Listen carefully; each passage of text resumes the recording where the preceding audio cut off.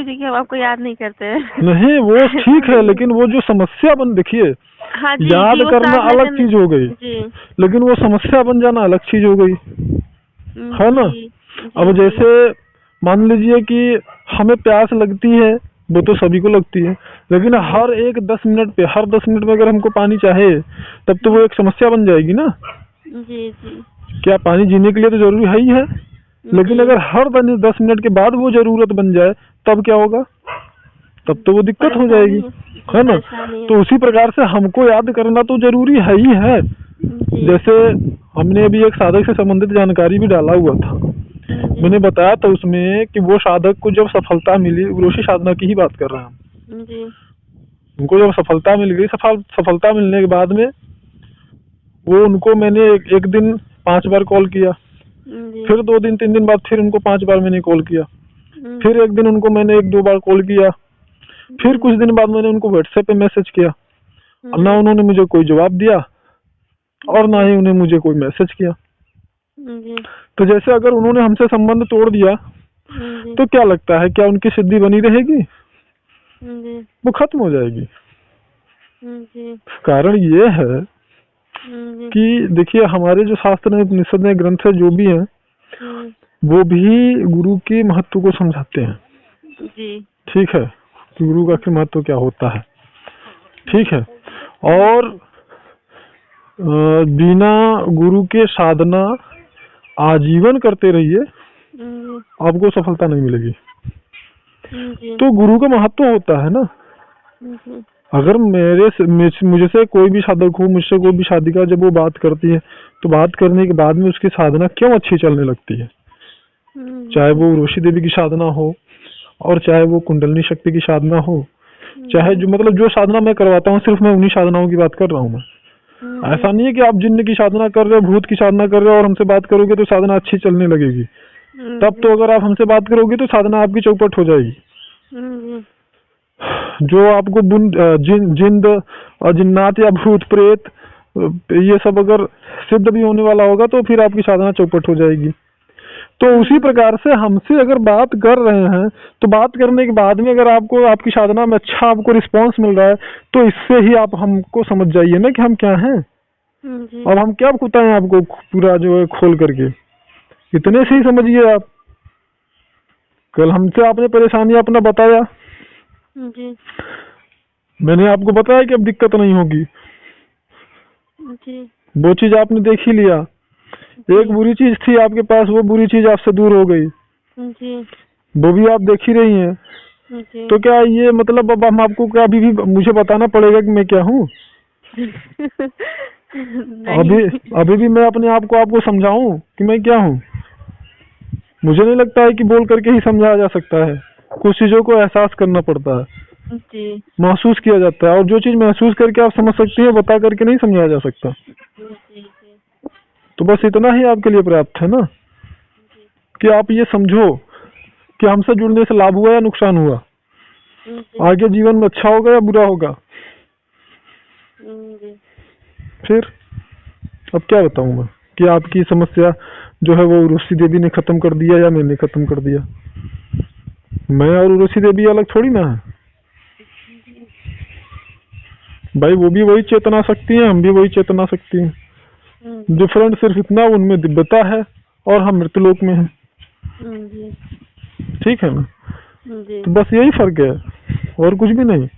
हम किसी को कुछ बताते हैं, जानकारी देते हैं, तो वो हम थोड़ी ना दे रहे हैं उनको, या वो हमारी इच्छा से थोड़ी ना हमारे पास आते हैं, या वो अपनी इच्छा से थोड़ी ना अपने हमारे पास आते हैं। वो तो उनके अच्छे कर्म है जो हमसे वो मिल जाते हैं, ये उनके कर्म होते हैं ना।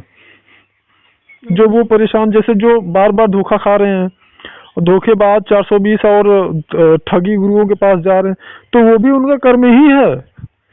जिस प्रकार से उन्होंने लोगों को ठगा होगा अपने पूर्व जन्मों में, या फिर अधर्म युक्त कर्म किया होगा, उसी कर्मों का वो भोग कर रहे हैं। इसलिए तो मैं बोलता हूँ कि जितने कष्ट मिले माँ प्रकृति को बोलो कि धन्यवाद, मेरे जितने बुरे कर्म हो मैं उनको जल्दी जल्दी भोग कर खत्म कर लूँ, मेरी साधना आगे की अवस्था को प्राप्त हो, तो ये अच्छा होगा। तो अब इसमें हम आपको क्या बताएं? वही गुरु जी मैं बताने के लिए फोन की थी कि मतलब अब बहुत काफी हद तक आराम है। 90% आप मान सकते हैं कि एकदम आराम हो गया है। जी। अरे कोई समस्या नहीं थी कि आपको आराम हो गया, बस ये था आकर्षण था आपका, लगाव था। ठीक है, तो आकर्षण तो अभी भी है गुरुजी। होगा लेकिन वो उतना नहीं हो पाएगा ना। अभी को हमको समझ में आएगा, जैसे मान लीजिए आपका हमसे बहुत लगाव हो गया जी और मैं समझ ही नहीं पा रहा हूँ, तब तो आप साधना कर चुके। जी अब मुझे अगर समझ में आया कि नहीं है, इनका लगाव जो है वो हद से ज्यादा है, इस प्रकार से तो ये साधना ही नहीं कर पाएंगे, जी तो फिर उस चीज को तो ठीक कर देंगे ना। जी गुरु का मतलब क्या होता है जी भाई?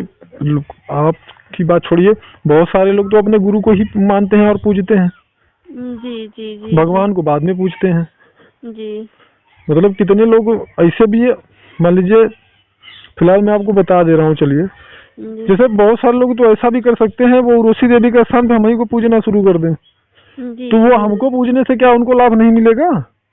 जी क्या उनको वो सिद्धियां प्राप्त नहीं होंगी? जी बिल्कुल होंगी, लेकिन इस चीज की मैं अनुमति नहीं दूंगा। जी भाई मैं कहता हूँ कोई भी योगी हो, कोई भी हो, कितना भी श्रेष्ठ से श्रेष्ठतम अवस्था को प्राप्त कर ले, लेकिन वो कभी भी ईश्वर नहीं बन सकता है। जी जी ठीक है, तो जो कार्यक्षेत्र उनका है वो कार्यक्षेत्र में उन्हीं को पूजिए, हमारा जो कार्यक्षेत्र है उसमें हमको आप जानिए, जी बस। नहीं तो अगर सच्चे हृदय से आप अपने गुरु को मानते हो, सच्चे हृदय से, तो आप उन्हें समर्पित हैं, और तब उनसे उनके मार्गदर्शन में अगर कोई साधना करते हैं तो सफलता प्राप्त करने से कोई रोक नहीं सकता है। जी। और कोई प्रश्न है आपका? नहीं गुरुजी, फिलहाल तो अभी नहीं। और जो वो वशीकरण मंत्र जो मैंने आपको बताया था, जी जी गुरुजी। उसका कितना माला करती हैं?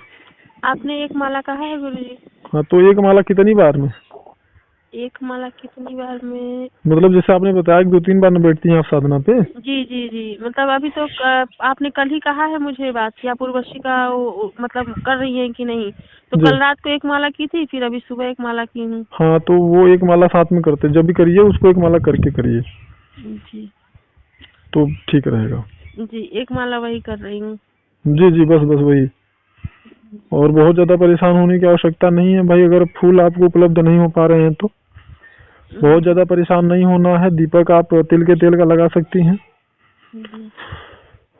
आसपास में अगर मिठाई की दुकान है तो वहाँ से 1 या 2 मिठाई रोज ला के चढ़ाइए, और नहीं है तो जो सामर्थ्य है आपकी, जो उपलब्धता है उसको चढ़ाइए।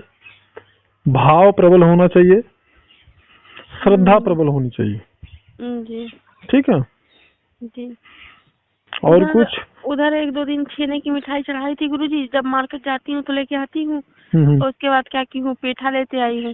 पेठा जल्दी खराब नहीं होती है, वही पेठा के पेठा रोज चढ़ाती हूँ। जी। कुल मिला के देखिए, संतुष्टि होना चाहिए। जी। आप जिस प्रकार से आपने हमसे कहा था जी उसके हिसाब से मुझे लगता है कि अभी तक आपको संतुष्टि जरूर मिल गई होगी जी कि आप अगर किसी के संपर्क में आए हो तो वो व्यक्ति वाकई में आपका गुरु बनने लायक है या नहीं है। ठीक है? जी जी जी जी बिल्कुल। ठीक है ना? और व्यक्ति की संतुष्टि बड़ी महत्वपूर्ण होती है उसकी सफलता के लिए। जी। खुद पे अगर भरोसा है तो ही कोई व्यक्ति रात में निकल सकता है बाहर, अगर उसको भरोसा नहीं तो डरेगा ना वो। जी जी। तो उसी प्रकार गुरु पे अगर आपको भरोसा है तभी आप सफलता प्राप्त कर सकते हो साधना में। जी।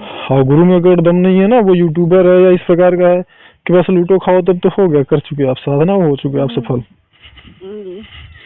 जी ठीक है, फिर साधना करिए और 24 घंटे मानसिक जाप करते रहिए।